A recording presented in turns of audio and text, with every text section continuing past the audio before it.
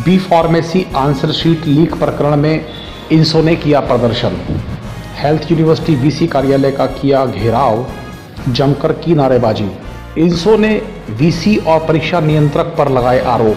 300 से ज्यादा answer sheet मिलने के बाद से फार्मेसी कॉलेज में सन्नाटा। Pandit Bhagwat Dayal Sharma health and science university Rohtak एक बार फिर चर्चाओं में है। मामला है यहां से जुड़ी बी फार्मेसी की 300 से ज़्यादा आंसर शीट लीक होने का। आज इंसो ने हेल्थ यूनिवर्सिटी के वीसी कार्यालय का इसी मामले पर घेराव किया। इतना ही नहीं, ऑफिस की सभी कुर्सियां निकालकर इंसो के कार्यकर्ता बाहर बैठ गए और नारेबाजी की।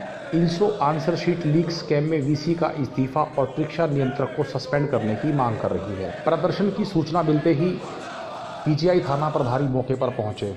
एसडीएम अरविंद महलान के उचित आश्वासन के बाद ही इंसो कार्यकर्ता वहां से रवाना हुए। इंसो के प्रदेश अध्यक्ष प्रदीप देशवाल का कहना है कि यूनिवर्सिटी में हर साल आंसर शीट लीक होती हैं। 2 दिन पहले 300 आंसर शीट बी फार्मेसी की वीसी परीक्षा नियंत्रक की मिली भगत से लीक हुई है। बच्चों के भविष्य से खिलवाड़ हो रहा है, परीक्षा परिणाम लेट हो रहे हैं। इस आंसर शीट लीक के वीसी और परीक्षा नियंत्रक दोनों दोषी हैं। इंसो ने दोनों को सस्पेंड करने की भी मांग की। पीजीआई प्रशासन ने और विशेषकर हेल्थ यूनिवर्सिटी के वाइस चांसलर और एग्जाम कंट्रोलर ने इस शिक्षण संस्था को एक व्यापार का केंद्र बना लिया है और प्रत्यक्ष रूप से डिग्रियां बेचने का काम ये लोग कर रहे हैं। भारतीय जनता पार्टी की सह पर ये चोर बाजारी चल रही है और हम सीधा ये आरोप पीजीआई प्रशासन पर इसलिए लगा रहे हैं कि प्रति वर्ष यहाँ से उत्तर पुस्तिकाएं बाहर जा रही हैं, न कोई कार्रवाई हो रही है, न ऐसे चोरों पर नकेल कसी जा रही है। भविष्य के साथ खिलवाड़ हो रहा है। विद्यार्थियों के जो मेहनत करते हैं, मेहनत करके परीक्षाएं देते हैं, 300 से ज़्यादा उत्तर पुस्तिकाएं हेल्थ यूनिवर्सिटी की बाहर पाना अपने आप में ये उदाहरण है कि एक गिरोह सक्रिय है और वो गिरोह एग्ज़ाम कंट्रोलर और वाइस चांसलर की सह पर काम कर रहा है। यहाँ सीनियर प्रोफेसर से लेकर छोटे कर्मचारी तक इसमें शामिल हैं।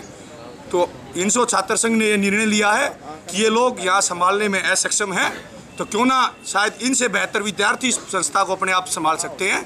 इसलिए हमने निर्णय लिया है कि अब हम यहाँ पर वाइस चांसलर और एग्ज़ाम कंट्रोलर को प्रवेश नहीं करने देंगे और जब तक इन लोगों की जांच न हो लेगी तब तक इनको कार्यालय में नहीं घुसने दिया जाएगा। दूसरी तरफ आंसर शीट लीक प्रकरण के बाद से रोहतक पीजीआई के परिसर में ही स्थित फार्मेसी कॉलेज में सन्नाटा है। कॉलेज के प्रिंसिपल गजेंद्र सिंह खामोश हैं। आज दिन भर गजेंद्र सिंह अपने समर्थकों से घिरे रहे, लेकिन मीडिया से बात करने पर बचते नजर आए।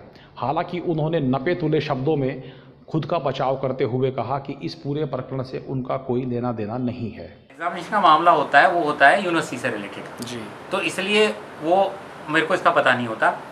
तो जो ये एग्जामिनेशन होते हैं, एक तो हमारे कॉलेज में नहीं होते, हमारे अपने जो स्टूडेंट्स हैं ना, उनका एग्ज़ाम भी हमारे कॉलेज में नहीं होता, वो नर्सिंग कॉलेज में होता है। तो फिर जो बाकी जो कितनी कापियाँ आएंगी, कहाँ जाएंगी, कैसे होगा, क्या होगा, वो सारा सिस्टम वो है यूनिवर्सिटी से।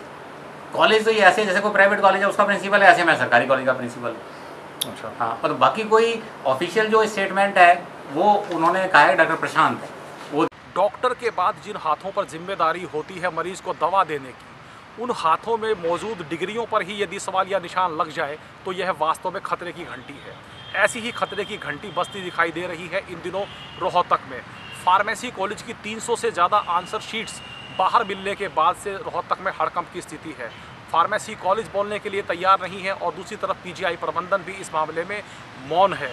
देखना यह होगा कि रोहतक पुलिस की जांच कहां तक पहुंचती है, कौन कौन इस जांच के दायरे में आता है। मेडिकेयर न्यूज़ की खास रिपोर्ट।